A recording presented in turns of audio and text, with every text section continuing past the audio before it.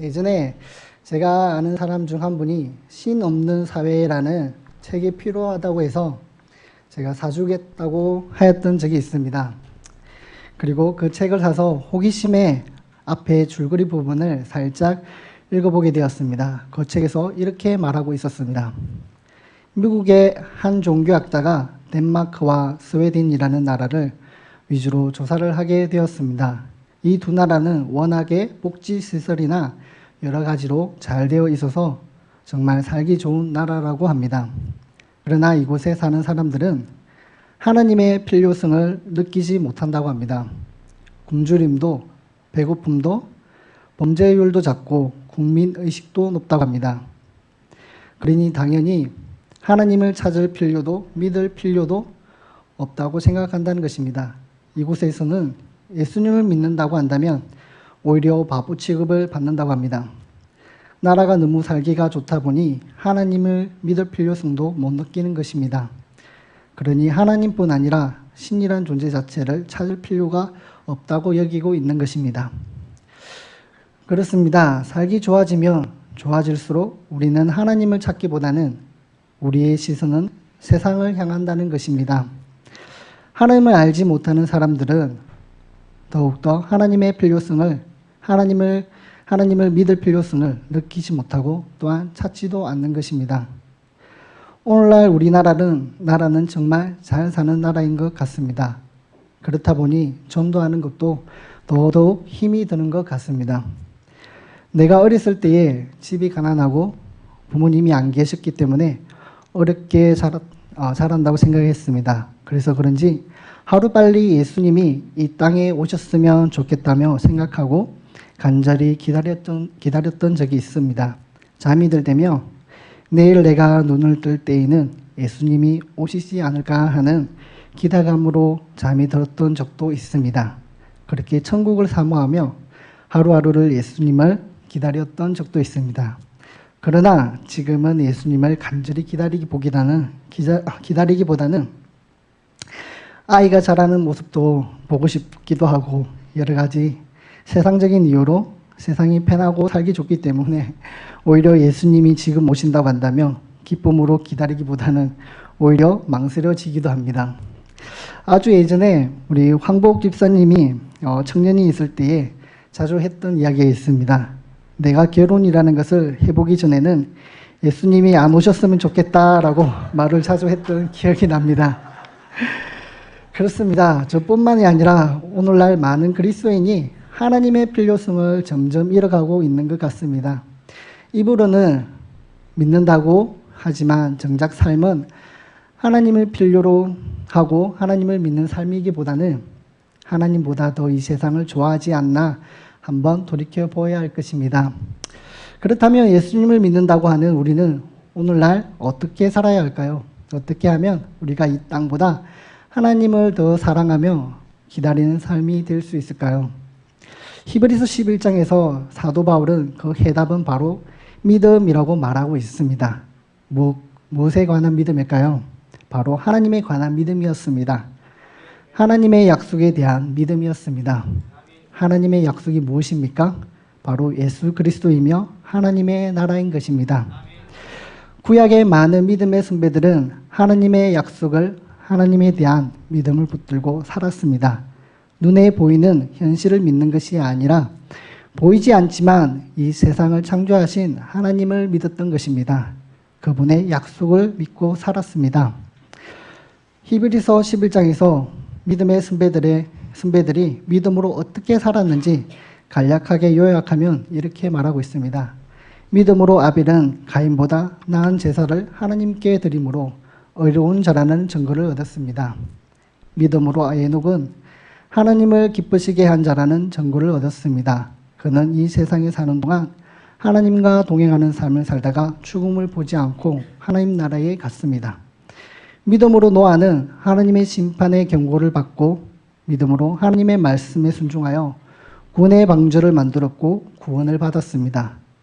믿음으로 아브라함은 하나님께 부르실 때 적시 그 부름에 순종하여 고향을 떠나 알지 못하는 곳으로 나아갔습니다. 그뿐 아니라 그는 믿음으로 하나님의 말씀에 순종해서 독자인 이삭을 하나님께 제물로 바치려고까지 했습니다. 순종함으로 믿음의 의를 이루었습니다. 믿음으로 사라는 하나님의 말씀과 능력을 믿었으므로 단산 후에 아들을 잉태하는 축복을 받았습니다. 믿음으로 모세는 자신의 부귀와 안위를 택하지 않고 그리스도를 위한 의의 고난을 택하였습니다. 이들 이외에도 믿음으로 여호수아는 가나안을 정복했고 뿐만 아니라 기드온, 바락, 입다, 삼손, 다윗이나 사무엘 등도 많은 구약의 믿음의 선배들이 하나님에 대한 믿음으로 살았습니다. 이처럼 이들은 믿음으로 살았습니다.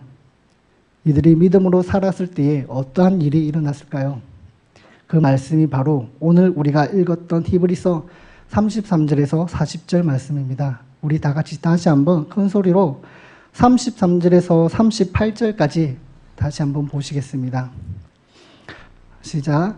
그들은 믿음으로 나라들을 이기기도 하며 의를 행하기도 하며 약속을 받기도 하며 사자들의 입을 막기도 하며 불의 세력을 멸하기도 하며 칼날을 피하기도 하며 연약한 가운데서 강하게 되기도 하며 전쟁에 용감하게 되어 이방 사람들의 진을 물리치기도 하며 여자들은 자기의 죽은 자들을 부활로 받아들이기도 하며 또 어떤 이들은 더 좋은 부활을 얻고자 하여 심한 고문을 받되 구차히 풀려나기를 원하지 아니하였으며 또 어떤 이들은 조롱과 채찍질 뿐 아니라 결박과 옥에 갇히는 시험도 받았으며 돌로 치는 것과 톱으로 켜는 것과 시험과 칼로 죽임을 당하고 양과 염소의 가죽 옷을 쓰고 유리하고 궁핍한 환난과 학대를 받았으니 이런 사람은 세상이 감당하지 못하느니라. 그들이 광야와 산과 동굴과 토굴에 유리하였느니라. 그렇습니다. 바로 세상이 감당하지 못하는 사람들이 되었습니다. 이 세상에 이끌려 살아가는 사람이 아니라 이 세상을 이끌어가는 사람들이었습니다. 이 세상의 돈, 물질, 명예, 권력 등 어떠한 것도 하나님을 믿고 믿음대로 살아가는 그들을 넘어뜨리지 못하였고 세상의 어떠한 것도 하나님을 믿는 믿음으로 사는 그들을 감당하지 못하였습니다. 초대교회 지도자 중에 이그나티우스라는 분이 있었습니다. 이분은 삶으로 삼위일체의 교리를 정립하신 분이기도 합니다. 초대교회에서 예수님을 믿는다고 고백하는 것은 주를 위해서 죽음도 기쁨으로 받아들이겠다는 고백이었습니다. 어떠한 어려움이 오더라도 주를 위해 살겠다는 다짐의 고백입니다. 무엇인가 주님께 복을 바라며 예수님을 믿거나 고백하는 것이 아니었습니다. 이그나티우스의 예수님을 믿는다는 고백이 이러한 고백이었습니다. 이그나티우스는 트리안 황제 때 그의 믿음대로 순교를 당했습니다. 그는 콜로세움에서 맹수들에 의해 찢겨져 죽임을 당하는 형벌을 언도받게 되고 그 순간 순교를 당하기 위해 끌려가면서 그의 성도들에게 이렇게 편지를 남겼습니다. 제가 그 편지 내용을 읽어드리도록 하겠습니다. 그리스도 안에서 제수가 된 나는 머지않아서 여러분을 만나기를 희망합니다. 그러나 여러분의 사랑이 두렵습니다. 여러분은 원하는 것을 쉽게 할 수 있겠지만 여러분이 나의 생명을 구해준다면 그것은 내가 하나님께로 가는 것을 어렵게 만들 것이기 때문입니다. 나는 여러분이 사람보다는 하나님께 기쁜 일을 하기 바랍니다. 앞으로 나는 하나님에게 갈 기회가 지금보다 더 좋은 때가 없을 것이라고 여기기 때문입니다. 여러분이 내 육체를 사랑한다지만 나는 내 길을 다시금 달려가야 합니다. 내가 주를 위해서 죽을 수 있는 자리가 준비되었을 때 내가 제물이 되도록 하는 것이 여러분은 나에게 가장 큰 친절을 베푸는 것입니다. 눈에 보이는 것 가운데 좋은 것은 하나도 없습니다. 그리스도교의 신자는 생각에서 나오는 것이 아니라 특히 세상의 미움을 받을 때 위대한 정신의 산물인 것입니다. 여러분이 방해하지 않는다면 나는 하나님을 위해서 기꺼이 죽겠습니다. 그러므로 내게 불필요한 선의를 보이지 말기 바랍니다. 내가 야수의 밥이 되도록 내버려 두십시오. 야수들을 통해서 나는 하나님에게 도달합니다. 나는 하나님의 밀이고 그리스도의 빵이 되기 위하여 야수들의 이빨에 걸릴 것입니다. 오히려 나의 무덤이 될 야수들을 격려하며 내 육체의 일부를 조금도 남기지 말게 하십시오. 그것은 죽은 뒤에 내가 그 누구에게로 짐이 되지 않게 하려는 것입니다. 나는 베드로와 바울처럼 여러분에게 명령하는 것이 아닙니다. 그들은 사도였고 나는 죄수입니다. 그들은 자유인이었고 나는 지금도 노예입니다. 그러나 순환을 당하면 나는 그리스도의 자유인이 되고 자유인으로 부활할 것입니다. 나는 군인들에게 받은 모욕과 고통으로 내가 아직 완전한 사람이 못 되었다는 것을 배웠습니다. 야수들이 나를 잡아먹으려 하지 않는다면 나는 야수들을 자극하겠습니다. 이제 비로소 나는 제자가 되기 시작합니다. 그 어느 곳도 나를 설득할 수 없습니다. 불과 십자가, 수많은 야수들을 보내십시오. 배가 부러지고 발다리가 끊어져도 온몸이 가루처럼 부서져도 엄마의 모든 사악한 고문이 닥친다고 해도 좋습니다. 예수 그리스도 안에서 기쁨을 누리게만 해주십시오. 나는 온 세상을 지배하는 것보다는 그리스도들을 위해서 차라리 죽겠습니다. 내가 순수한 빛 속으로 들어가도록 내버려 두십시오. 그렇습니다. 이것은 생명을 값없이 여기고 죽기만을 갈망하는 한 정신병자의 편지가 아닙니다.